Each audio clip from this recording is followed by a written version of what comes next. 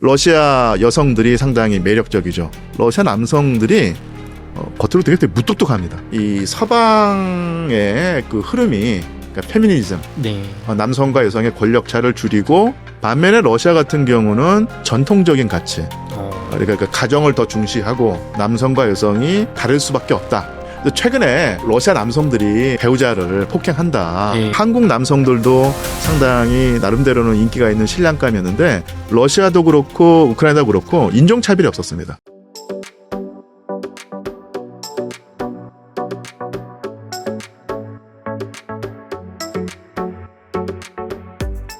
교수님, 러시아 우크라이나 전쟁으로 많은 여성도 있겠지만 남성들 위주로 주로 전투병이니까 희생을 당했는데요. 예. 현재 러시아와 예. 우크라이나의 성비 불균형은 어느 정도인가요?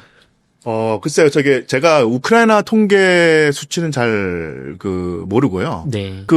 러시아 통계 수치는 쉽게 찾아볼 수 있는데요. 전 세계에서 이 남성의 평균 수명과 여성의 평균 수명이 살짝 다릅니다. 그러니까 남성의 평균 수명이 78세고요. 네. 여성의 평균 수명이 83세. 전 세계 OECD 국가에서요. 네. 그러니까 일정 정도 경제 규모가 있는 국가에서 남성과 여성의 평균 수명이 5년 차이가 나는데요. 러시아 같은 경우는요. 네. 통계 수치가 좀 다릅니다.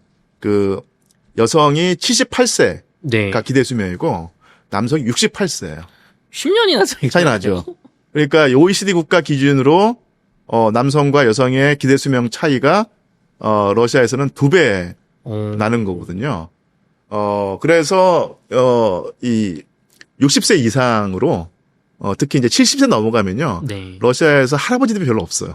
할머니들은 많은데. 이런 상황이 사실은 제가 볼 때는 우크라이나도 크게 다르지 않다고 보입니다.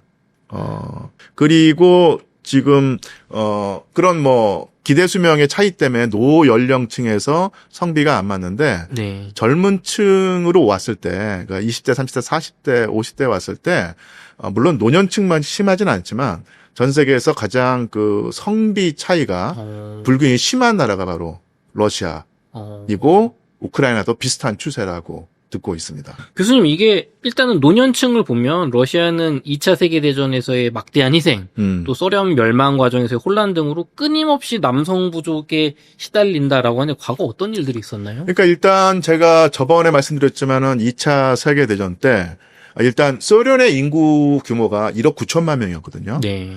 그중에서 군인이 1,000만 명이 죽고 아휴. 민간인이 2천만 명이 죽었습니다. 3천만 명. 예, 그래서 이 3천만 명의 그러니까 목숨을 잃은 사람만 3천만 명이니까 이게 어마어마한 타격이 됐고요. 그래서 저는 전공상 1960년대나 1970년대에 나온 소련 영화를 많이 봤는데 네. 거기서 쉽게 말하면 결혼할 상대를 구하지 못해서 결혼하지 못하는 러시아 여성들이 상당히 많이 있어요. 요즘도 뭐랄까요, 클럽 같은 데라든지 아니면 결혼, 할 상대를 찾아주는 어떤 그런 회사가 있지 않습니까? 그런 회사가 1960년대 소련에 있었는데, 가보면은 여성은 대여섯 명인데, 네. 남자는 한 명인 상황이 아주 비일비재했다는 얘기죠. 그래서 제2차 세계대전에 따른 러시아 남성과 여성의 이 성비의 어떤 불균형. 그래서 제가 전공상 알고 있는 통계 수치가 하나 있는데요. 1945년에 전쟁이 끝났을 때 결혼 정년기, 그러니까 20대 30대에서 러시아 남성과 러시아 여성의 성비 차이가 네. 한 얼마쯤 됐다고 보십니까? 글쎄요, 추측을 해보면요. 남자 한 명에 여자 1.5명 이 정도 될까요? 예. 그러니까 다시 한번 말씀드리면 1945년 이후에 네. 소련에서 특히 러시아에서 20대 30대 결혼 정년기의 남성과 여성의 성비가 여성이 100일 때 네. 남성이 41, 40일이요? 예, 43 요 안팎을 왔다 갔다 합니다. 거의 그러면은 남자 한 명에 여성 거의 한 2.5명 수준. 그렇죠. 예. 와. 그래서 실질적으로는 법적으로는 일부 일처제였는데 실질적으로는 일부 다처제 국가가 돼버렸어요. 워낙 남자가 없으니까. 없으니까요. 근데 아마 이런 어떤 성비 불균형이 정상 상태로 오는데 한 수십 년이 걸렸을 겁니다. 네. 시간이 흘러갈수록 뭐 이 성비 불균형이 뭐 완화되긴 했을 텐데요. 네. 그래서 어느 정도 이 성비 불균형이 완화되거나 아니면 정상 상태로 갈만했을 때 네. 1991년 소비에트 연방이 해체가 됩니다. 아, 그렇죠. 예, 그리고 하여튼 저 개인적으로는 그 20세기의 전쟁과 어떤 혁명을 연구하고 있는데요. 네. 그런 식의 극단적인 위기 상황에서 남성의 적응력보다는 여성의 적응력이 더 강해요. 아, 그렇군요. 예, 예. 달리 말하면 여성에 비해서 남성들이 적응을 잘 못합니다. 그 위기 상황에서요. 네. 1991년 소비에트 연방이 해체된 다음에 10년 동안에 러시아와 우크라이나에서 어마어마한 체제 전환의 고통이 따르거든요. 제가 그때 학위 논문을 쓰려고 자료를 구하려고 러시아에서 장기 체류를 하고 있었는데 그때 상황이 지금도 머리에 남아 있는데요. 여자들은 어떻게든지 살아남습니다. 쓰레기통을 뒤져서라도 네. 먹을 걸 찾아가지고 생존해 하는데 네. 남성들은 보통 술에 찌들어가지고 아휴. 소위 말하면 몸이 망가질 정도로 네. 술을 마시면서 가뜩이나 기대 수명이 짧은데 네. 더더욱 더 제명을 네. 갉아먹는 그런 상황이 있었죠. 그런 상황을 지켜봤었고요. 쉽게 말해서 그 거리에서 널브러져 있는 러시아 중년 남성들, 그다음에 그 할아버지들 봤었고, 제 몸을 가르지 못하고 지내는 할아버지들을 많이 봤었거든요. 반면에 할머니들이라든지 아줌마들은 정말 억척스럽게 다 살아남았습니다. 그러면서 또 한 번 성비 균형이 깨졌겠죠. 근데 지금 또 최근에 또 전쟁에서 조금 있고 있잖아요. 예. 아. 근데 그 우크라이나 러시아 전쟁에 따른 그 전사자 피해만 놓고 보자면요. 네. 둘 다 충격이 가해졌을 텐데 그래 조금은 뭐랄까요? 예전에 비해서 그 충격이 덜 하다는 것은요. 일단 러시아는 전사자 수가 우크라이나에 비해서 적죠. 혹자는 50만 명, 60만 명을 얘기하는데 그건 과장이고요. 아마 10만 명 안팎일 것이다. 아마 저 개인적으로는 한 10만 명을 살짝 웃도는 수준으로 보고 있고요. 이런 그 수치는 사실 적은 숫자는 아니지만 네. 그렇다고 해서 그 러시아의 그 성비에 돌이킬 수 없는 충격을 가하는 수준은 아닐 거고요. 전쟁이 끝나고 나면은 비교적 빠른 시일 내에 아마 그 원상 복귀가 될 것입니다. 반면에 우크라이나는 훨씬 더 많은 그 전사자가 나왔죠. 네. 그래서 분명 50만 명은 넘을 거예요. 100만 명까지 안 가더라도 그 사이 어딘가에 있을 텐데 그런데 이제 문제라기보다는 그나마 우크라이나로서는 다행이라고 할까요? 인구학적인 그 측면만 놓고 보자면 젊은 층은 징집 대상이 아니었기 때문에 그나마 낫습니다. 주로 전사자 피해가 30대 후반, 40대, 50대에서 나왔기 때문에 젊은 남성들은 20대, 30대 남성들은 그나마 아직은 보존을 한 거예요. 보존이라고 하는 용어가 가능할 텐데 그 측면에서는 충격이 조금 덜하다. 전체적인 규모에서는 뭐랄까요, 러시아, 우크라이나 남성들이 많이 줄어든 것은 사실일 텐데 그런 면에서 보자면은 러시아와 우크라이나의 인구학적인 충격은 없진 않겠지만 네. 우크라이나 러시아 전쟁에 따른 충격은 조금은 완화된 형태로 나타날 것이다. 이렇게 볼 수 있겠죠. 교수님, 러시아나 우크라이나의 이제 슬라브 계열 여성분들은 매력적인 걸로 유명합니다. 예쁘고 매력적인 걸로 유명한데 반면에 러시아 남자분들 이렇게 이미지가 이게 폭력적이고 술꾼에 빨리 죽는다 이런 얘기 있는데 러시아에서의 남성의 삶, 여성의 삶 어떤 차이가 있나요? 글쎄요, 그래서 지금 또 시대 분위기가 다르고 또 정말로 사실은 올바른 방향이라 생각을 하는데 얼평을 하면 큰일 나는 세상이죠. 네. 그런데 이른바 미의 기준이 사실은 지금까지도 뭐 당연히 전 세계에서 그 유럽이 패권을 쥐고 있기 때문에 이 우리가 흔히 말하는 그 백인의 어떤 미의 기준을 또 우리가 내면화하는 것이 사실인데 그런 측면에서 보면 러시아 여성들이 상당히 매력적이죠. 그런데 우리 아까도 뭐 진행자께서 말씀하셨기 때문에 러시아 남성들은 그렇지 않다고 했을 때 네. 뭐랄까요? 저도 남성이고 그 진행자도 남성이기 때문에 러시아 남성을 봤을 때 뭐 당연히 어떤 뭐랄까 그런 식의 매력을 느끼지 않는 것이 당연한 사실일 듯 하고요. 또 하나가 뭐랄까요? 러시아 남성들이 겉으로 되게 무뚝뚝합니다. 근데 그게 속마음이 무뚝뚝해서 그런 것이 아니라 이게 그 다른 처음 보는 사람에게 네. 이렇게 뭐 살갑다고 표현할까요? 아니면 이렇게 부드러운 모습을 보여주는 것이 네. 자기의 남성성을 깎아먹는 행위라고 생각을 하는 거예요. 그래서 뭐 조금 좀 시니컬하게 얘기하면 세 보이고 싶어 한다. 내지는 겉으로 어떤 희노애락의 감정을 비치지 않는다. 이렇게 보기 때문에 처음에는 좀 거리감이 느껴지죠. 조금만 친해지면요. 정말로 뭐랄까요. 이렇게 인간적인 교감을 할 수 있는 그런 정이 많은 사람들이 러시아 남성입니다. 약간 우리나라가 그 뭐 한 30년, 20, 30년 전만 해도 그랬잖아요. 우리나라도 약간. 그래서 처음 봤을 때 러시아 남성들의 그 무뚝뚝한 얼굴 표정에 너무 좀 뭐래 겁먹지 말고 어떻게 해서든 간에 말을 트거나 뭐 담배 하나라도 나눠 피우거나 아니면은 뭐 가지고 있는 음식 서로 이렇게 나눠 먹는 그런 식의 최소한의 어떤 교감을 하면요.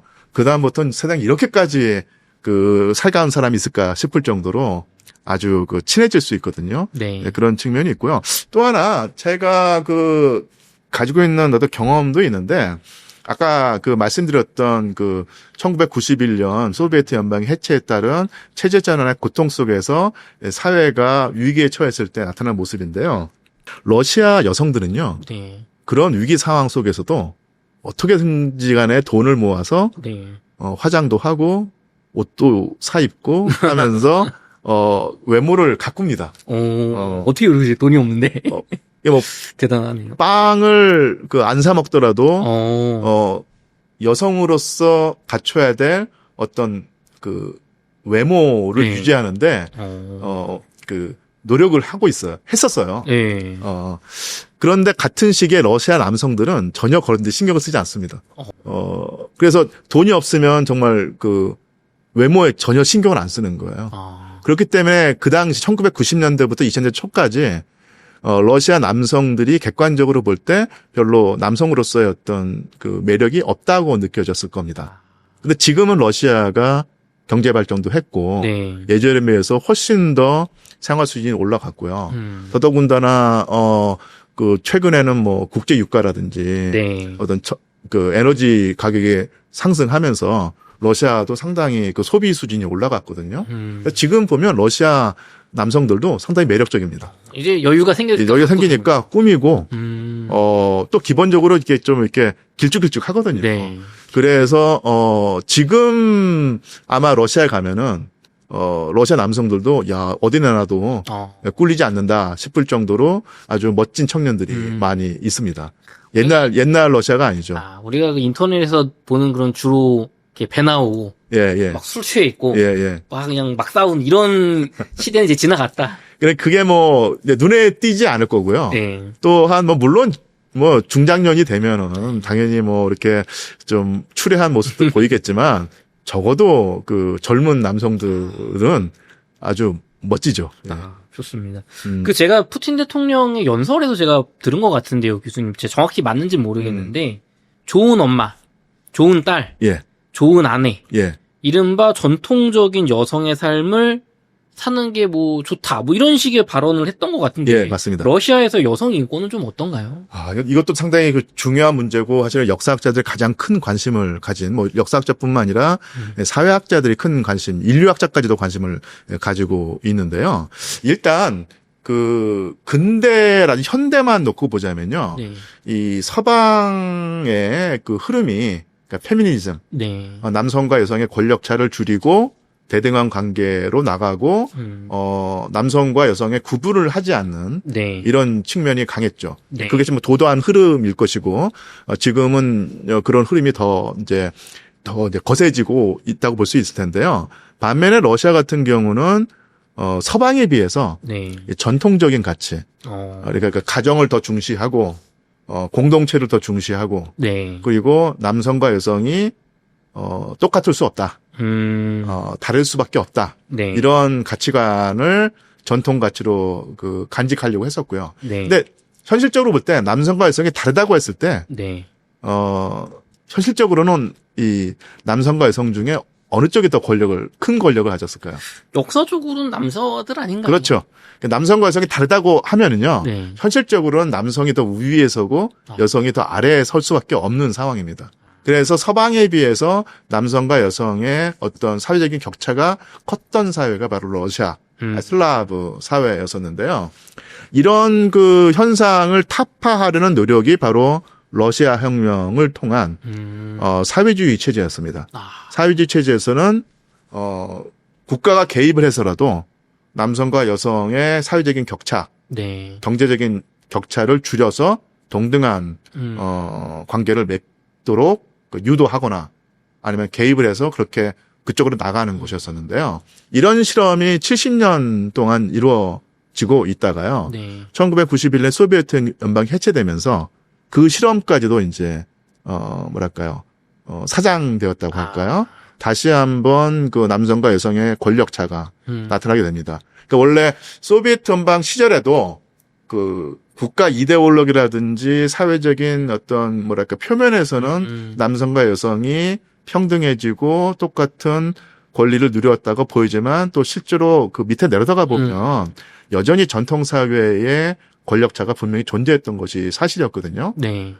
그런데 또 1991년에 소비에트 연방이 해체되면서 사회주의 이념이 완전히 폐기 처분되면서 그 전까지 존재했던 암묵적으로 내지는 비공식적으로 존재했던 남성과 여성의 권력차가 드러났고요. 또 경제 위기 속에서 또 가부장적인 네. 가치관이 또 발현이 됐습니다. 그래서 훨씬 더 또 이제 이 격이 커졌죠. 그런데 이런 상황이 큰 거시적인 상황이었고요. 푸틴 대통령 때 와서 또 한 번 어떤 변곡점을 맞이하게 되는데요. 네. 푸틴 대통령이 서방과 결국은 대립적인 관계를 설정했지 않습니까? 네. 처음에는 서방과 우호적인 관계를 맺으려고 하다가 어쨌든 간에 푸틴 대통령 입장에서는 서방에게 매몰차게 네. 거절당했다는 생각을 하면서 서방과 이제 대립하는 입장을 취했고요. 그러면서 문화적인 어떤 가치적인 영역에서는 서방이 개인주의적이고 남녀 평등으로 나간다고 하면 우리는 집단주의 내지는 전통적인 가치. 예. 사실 서방에서는 그러니까 가정을 해체하는 쪽으로 나갔는데 네. 러시아에서는 가정을 오히려 복원하고 가정의 가치를 높이는 쪽으로 나갔습니다. 네. 그러면서 가부장적인 가치관도 이제 확대하려는 네. 입장에 취했죠. 또 하나 이런 것은 이제 러시아의 전통 내지는 그러니까 푸틴이 말할 때 이제 우리 고유의 가치, 러시아 세계의 가치 체계를 전통으로 삼는다 이런 측면도 있지만 현실적으로 정치적인 측면 내지는 경제적인 측면에서 전 세계에서 가장 출생률이 낮은 나라가 바로 러시아였거든요. 물론 경제적인 규모가 있는 서방 선진국에서도 마찬가지 경향이지만 출생률이 현저히 떨어지는 경향이 아주 또 눈에 두드러지는 나라가 바로 러시아였습니다. 노동력이 부족해질 정도로. 왜 그랬나요, 교수님? 아무래도 경제 위기라는 측면도 있고요. 또 이것은 또 슬라브인들이 가지고 있는 어떤 문화적인 체계가 현대 들어와서 저출생 쪽으로 간다는 것인데 이것은 사실은 인류학자라든지 사회학자가 정말로 연구를 많이 하고 있는 부분인데요. 일단 나타난 현상만 놓고 보자면 그렇습니다. 그런데 이런 추세에서 정말 아이를 안 낳으니까 네. 노동력도 부족해지고 그다음에 군사력도 이제 약해진다는 위기감을 느낀 위정자가 바로 푸틴 대통령이었던 거예요.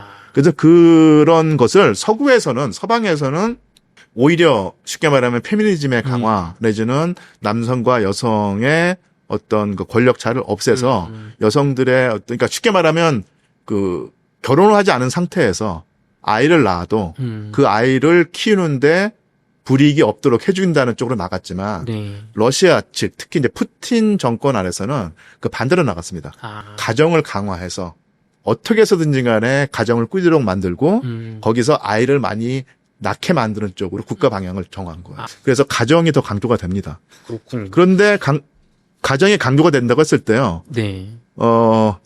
평등한 가족보다는 아, 역시 가부장적인 가부장적인. 예, 그 가정을 복원하려고 했죠. 이것을 이제 전통이라고 하는 또 것으로 또 포장을 해가지고 자, 우리 슬라브인, 우리 러시아들은 되도록 가정을 중시했고 아이를 많이 낳았다. 근데 그 가정에서는 역시 그 남자가 가부장이고 여자는 남성을 섬기고 그 뜻에 복종해야 된다. 뭐 이런 식으로 설정이 되면서 그 서방과 다른 모습을 보여왔습니다.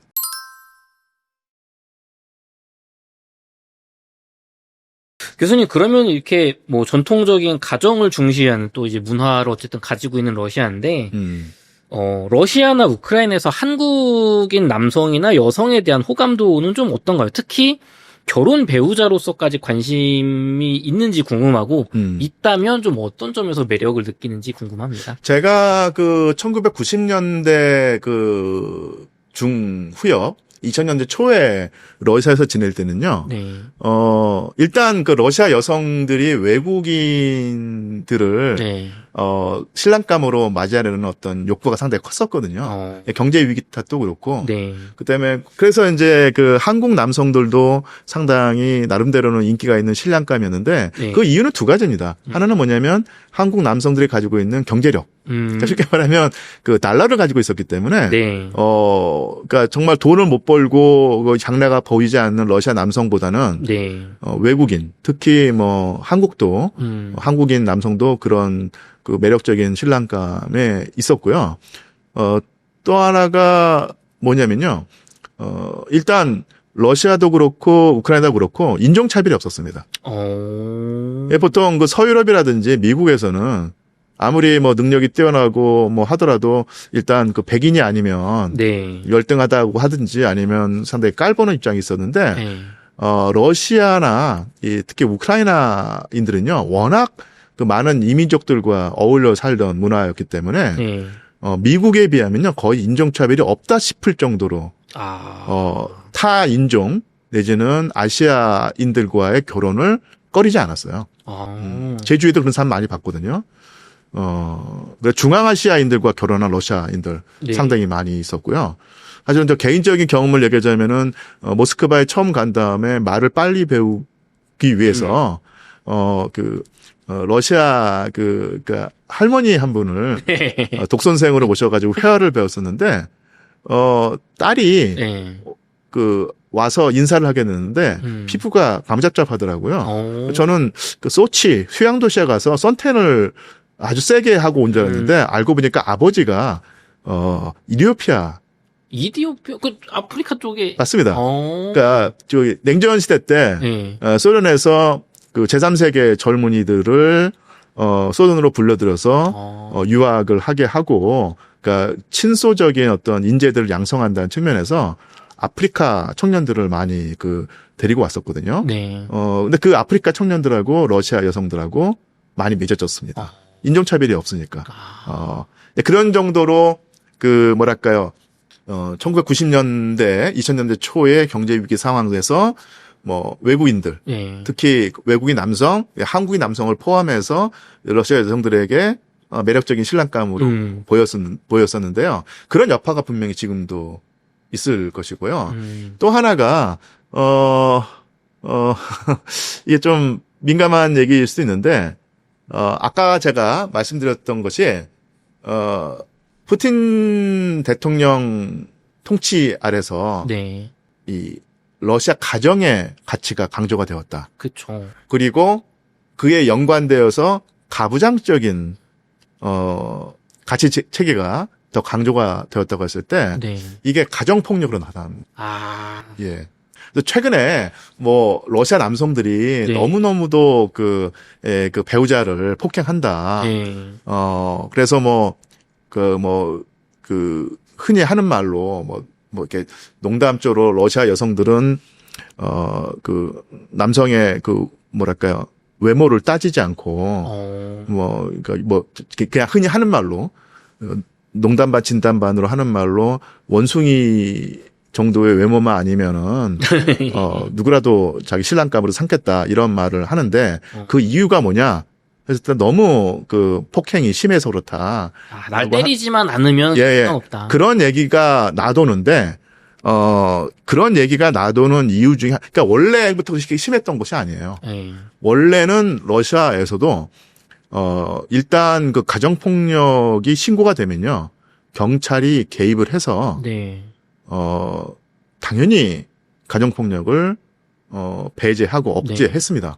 그러니까 쉽게 말하면 근데 사실은 평균적인 상황을 가정하면 그 부인이 남편을 때리지는 않겠죠. 현저히 비율이 떨어지겠죠. 예, 남편이 그 아내를 때리는 상황일 텐데 그런 상태에 신고가 들어가면요. 네. 경찰이 개입을 해서 조금 과장 보태가지고요. 경찰이 남편을 개패스 일단 두드려 패가지고 제압을 한 다음에 경찰을 끌고 갔습니다. 그리고 그 가정폭력을 이게 잠재우는 쪽으로 나갔었는데 푸틴 대통령의 가정의 가치를 강조하고 그다음에 출생률을 높이기 위해서 남성의 어떤 가부장적인 어떤 그 지위를 강조하면서 그러니까 그게 포장으로는 러시아의 전통적인 가치의 복원이라고 말을 하는데 이게 현실적으로는 쉽게 말하면 남편이 아내에게 못된 짓을 해도 손찌검을 해도 그 전까지는 경찰이 개입을 했는데 그렇죠. 이제 개입을 하지 않게 된 거예요. 와, 그러면서 이제 폭력이 심해진 것이죠. 그러니까 이것이 러시아가 항상 그런 것이 아니고 비교적 최근에 나타난 현상이라는 얘기입니다. 이 푸틴 대통령이 그래도 국내 정치를 나름대로 잘한다고 생각을 했었는데 경제력이 좋아졌으니까 지금 어쨌든 인권적인 측면에서 그 암적인 요소가 분명히 있네요. 그렇죠. 그리고 더더군다나 근데 이게 또 쉽게 말하면 러시아의 전통 가치를 존중하는 입장에서는 매력적인 요소로 다가오는 거예요. 그 전까지는 뭐 서방 추구한다고 하면서 말도 안 되는 뭐 페미니즘이라든지 아니면 뭐 개인의 자유, 인권 이런 얘기를 하다가 이제 드디어 이제 러시아 위정자들이 푸틴이 정신 차려가지고 남성들 이렇게 으쌰으쌰 해주고 역시 가부장 있어야 된다고 하면서 뭐 쉽게 말하면 옛날에 우리 대바리 아빠 뭐 이런 것을 복원한다고 했을 때 오히려 박수 치는 사람이 많았다는 얘기죠. 또 이게 또 러시아 정교회와 또 결탁이 됩니다. 더더군다나 3년 전에 이제 우크라이나 침공하면서 그 러시아에서 이제 군사적인 문화가 또 이게 득세를 하게 된 거예요. 군사적인 문화가 득세하면 대번에 남성들이 존중을 받습니다. 그렇죠. 아무래도 좀 필요한 게 힘이니까. 강한 남성, 사나이, 이 러시아 남성들이 러시아 여성들을 보호해준다, 지켜준다 이렇게 되면서 설령 남성들이 여성에게 손찌검을 하더라도 너 여성들이 참아야 되지 않겠느냐 이렇게 되는 거예요. 아니 근데 이런 거는 좀 푸틴 대통령이 나서서 그 정도까지는 안 가게 막아야 되는 거 아닙니까? 교수님? 막아야 되죠. 막아야 되는데 그런 흐름을 푸틴 대통령은 그 서방의 그 불건강한 그런 요소를 내가 막는 것이다. 이용하고 있다. 그래서 우리 러시아의 전통적인 가치를 내가 복원하고 있다. 그러니까 이런 식으로 선전을 하면은 사실은 표가 생긴다는 얘기죠. 또 정치가 있군요. 그래서 사실은 이 최근에 그러니까 원래 푸틴 대통령의 집권 중후반기에 더 강화돼 있고 더더군다나 3년 전에 전쟁을 하면서 더더욱 가속화됐는데 여성의 인권이라는 측면에서는 러시아가 지금 현격히 악화되고 있는 것이 분명한 사실인데 그런 상황을 아까도 말씀드린 것처럼 러시아 전통 가치의 복원, 서방의 침탈로부터 막는 푸틴 대통령 이런 식으로 상쇄하면서 어떤 경우는 더 많은 표를 얻어가는 상황이 됐다는 얘기죠. 그래서 전쟁이 러시아에 가져온 안 좋은 측면이 바로 그런 식으로 인권의 손상, 인권 가치의 어떤 쇠퇴, 그리고 또 가정폭력, 심한 가정폭력으로 나타나고 있다고 볼 수 있죠. 교수님, 그럼 한국 여성이 러시아 남자가 매력적이어서 국제 결혼해서 러시아 가서 산다고 하면 예. 한국에 안 살고 예. 그럼 우리나라 외국인 여성도 맞을 수도 있는 거예요. 글쎄요. 현대 이게 뭐 다 사람마다 다르겠지만 네.